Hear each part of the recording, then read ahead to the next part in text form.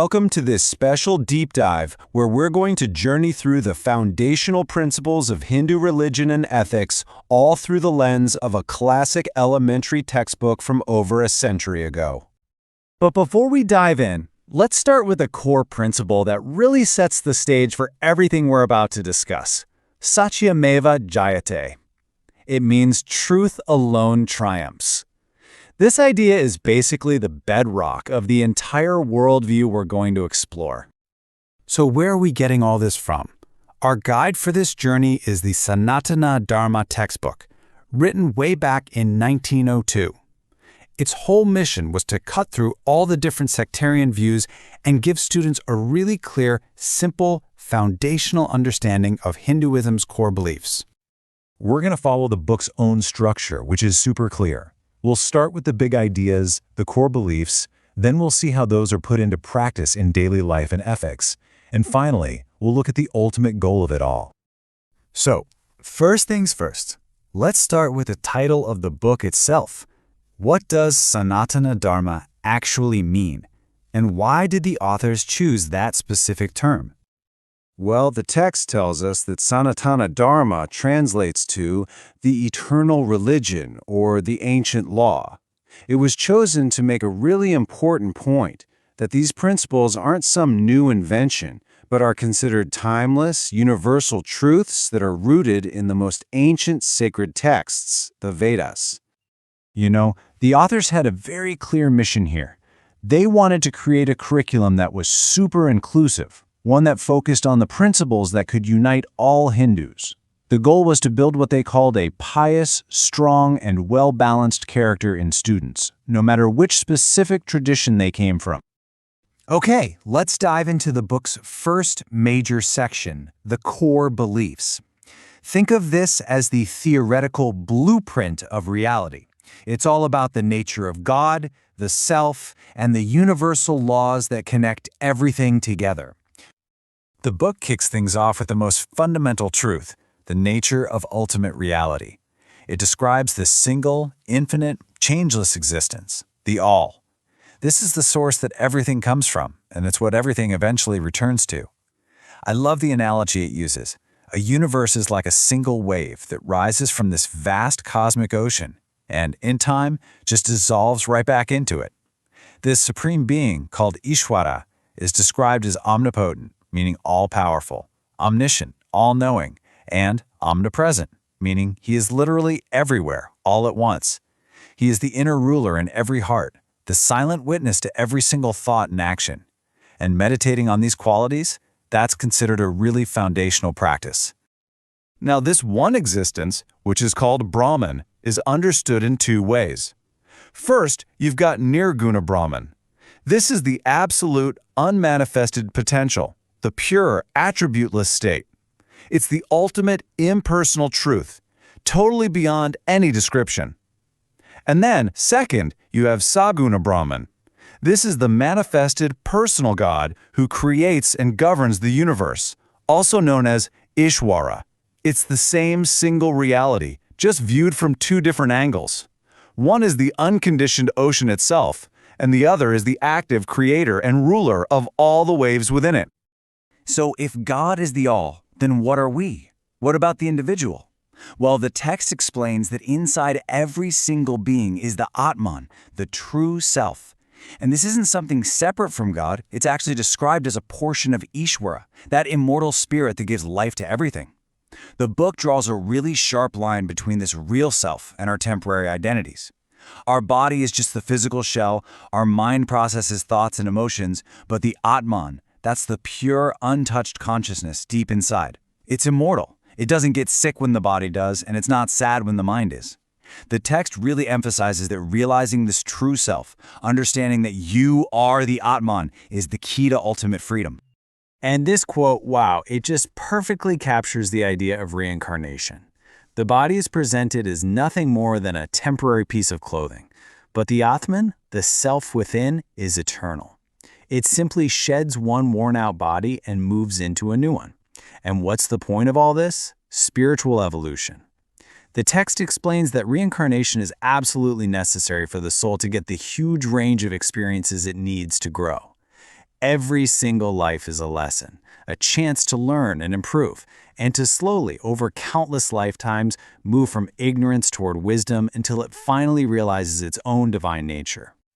So, if we're on this incredibly long journey of evolution, what are the rules of the road?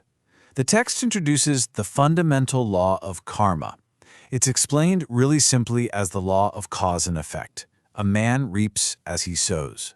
Every action, every thought, even every desire kicks off a result that shapes our experiences both in this life and in future ones. The book even breaks it down into 3 types. First, there's Sanchita karma.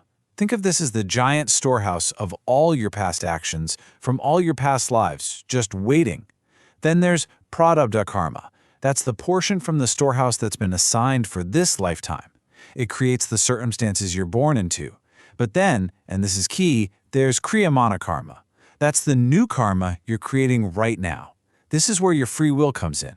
You can't change the past, but you can absolutely shape your future. So how do we actually make that new karma? The book paints a picture of a cord being woven from 3 separate threads. It all starts with desire.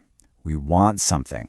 And this isn't just about physical stuff. It could be a desire for fame, for peace, or even a desire to avoid pain. This leads to the second thread, thought. That's the mental gymnastics of figuring out how to get what we want. And finally, that leads to action, the physical or verbal act of going out and trying to get it. These 3 threads, desire, thought, and action, are what constantly weave the fabric of our destiny. Okay, so if karma is the law that keeps us tied to this cycle of rebirth, what's the way out? The text defines the ultimate goal as moksha, or liberation. This is the state of total freedom from that cycle, and it's achieved when the soul finally breaks free from the ropes of selfish desire. So how do you get there? The book says it's a mix of 3 things: deep knowledge of the self, devotion to God, and living a righteous, selfless life. And this liberation? It's described as a state of perfect, unshakable peace, an end to all suffering, and a conscious union with the divine. It's like the soul's ultimate homecoming. So how does a person navigate this path? The text lays out the sacred scriptures, and it presents a really clear hierarchy. At the very top, you have the Shruti, which means that which has been heard. These are the Vedas, considered divine revelations and the absolute highest authority. Right below that is the Smruti, that which has been remembered. These are law books written by great sages to help apply those Vedic truths to everyday life. And finally, you have the Puranas and the great epics, the Itihasas, like the Ramayana and Mahabharata. These teach the same profound truths, but through incredible stories and histories that make them accessible to absolutely everyone. All right, so we've got the blueprint down. We've covered the theory. Now, how do you actually live according to these principles? This next part is all about putting that theory into practice in daily life. The first piece of the puzzle here is worship, or upasana. The book is clear that this isn't just about empty ritual. It's about a deep love and longing to connect with Ishvara, the Supreme Self. And it makes a crucial point. While the forms of worship might look different, using various names, symbols, or images, the object of that worship is always the same one Lord. The real goal is inner discipline and purifying the mind. Alongside worship, the text introduces yoga as a key method for this spiritual union, outlining 4 main paths. You've got karma yoga, the path of selfless action; bhakti yoga, the path of devotion; raja yoga, the path of mental control; and jnana yoga, the path of wisdom. The idea is that different paths suit different people. So, how does this philosophy map onto a person's entire life? The text outlines 4 distinct stages, or ashramas, each with its own job to do. It starts with brahmacharya, the student stage, a time for learning and building character. That's followed by garhastya, the householder stage. This is where you get married, raise a family, work, and serve society. The book actually calls this stage the very heart of social life because it supports everyone else. Then comes vanaprastha, the retirement or forest dweller stage. where you start to withdraw from worldly duties to focus more on study and contemplation. And finally, there's sannyasa, the renunciate stage, a life totally dedicated to meditation and finding spiritual liberation. It's a full roadmap for life. The text also describes a framework for society with 4 natural classes, or varnas. Now, it's really important to see how the book itself presents this idea. It's not described as a rigid system you're born into. Instead, it's framed as a classification based on the natural qualities and capacities of the evolving soul. In this ideal setup, the Brahmana is the soul suited for teaching and spiritual guidance. The Kshatriya has the qualities of a protector and leader. The Vaishya is skilled in commerce and creating wealth, and the Shudra finds fulfillment in service and craftsmanship. The ideal presented in the text is that each group performs its duties for the good of the whole society, like different essential parts of a single body. Okay, we've talked about belief and we've talked about practice. Now we turn inward to the third pillar, ethics. This is the inner compass that's meant to guide every single action. According to the book, you can't really get to higher spiritual knowledge without first purifying your mind through moral discipline. It lays out these core virtues that are like the bedrock of an ethical life. Satya, or truthfulness, is huge. So is ahimsa, non-harming, which means avoiding injury to any living being. Then you've got shaucha, purity of body and mind, brahmacharya, self-restraint, and santosha, being content with what you have. So beyond just a list, how do you judge an action? The book gives a framework. A right action is one that aligns with your duty, comes from a pure intention, and helps everyone. A wrong action does the opposite.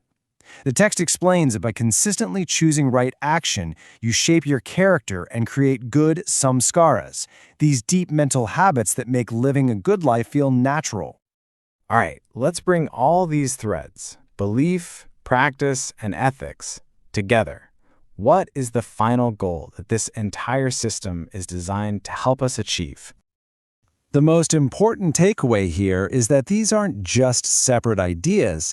They are all parts of a single integrated system. This textbook presents a worldview that's all about the unity of everything, the purposeful evolution of the soul through karma and reincarnation, and a life guided by righteous duty or dharma. Belief, practice, and ethics have to work together. A person's life is meant to be this beautiful harmony of duty, devotion, and knowledge, all leading to that one final goal, self-realization and moksha, liberation from the cycle of rebirth.